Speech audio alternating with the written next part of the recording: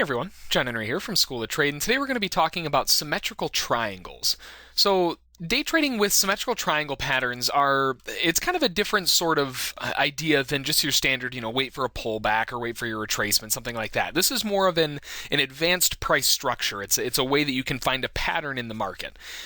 Now, basically, you're looking for a setup that looks something like this. Now, this can happen I've got it loaded on a JJ bar chart. This can be on minute charts, hour charts, monthly charts. It doesn't matter what time frame you're looking for. The pattern's always going to look the same.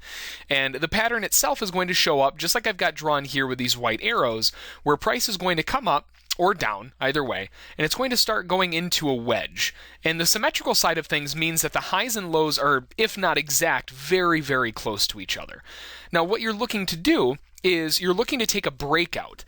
Now, a breakout could be a breakout to the upside, it could be to the downside. That just depends on the setup itself.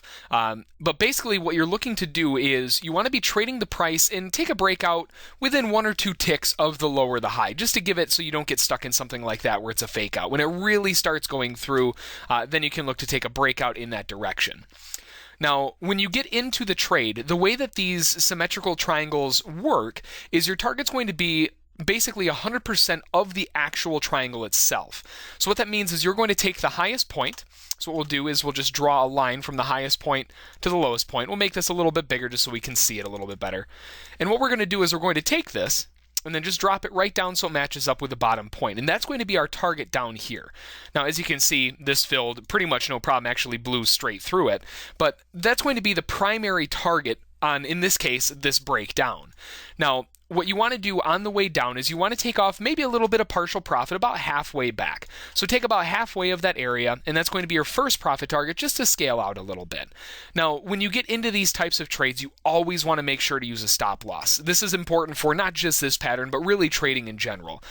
Symmetrical triangle patterns, they come with failures every once in a while. And as an example, if you were to be tricked into something like this, now that's why you want to give it a couple ticks, but if for an example you were tricked on that point right there, you wouldn't want to have a huge stop, because if it comes back down into the range again, you don't want to get stuck with a big loss for it to just break out on the other side and then possibly take an even bigger loss. So you always want to make sure to use a stop loss. Now, when you're getting into these types of trades, it's sometimes beneficial to not only take a profit target off of here, but look at that as more of a point of a scale out. You can take your first profit target off at halfway of that range. You can take the second target off, or maybe like 75% of your position off at the full extension, 100% from the high to the low, again, just extended down.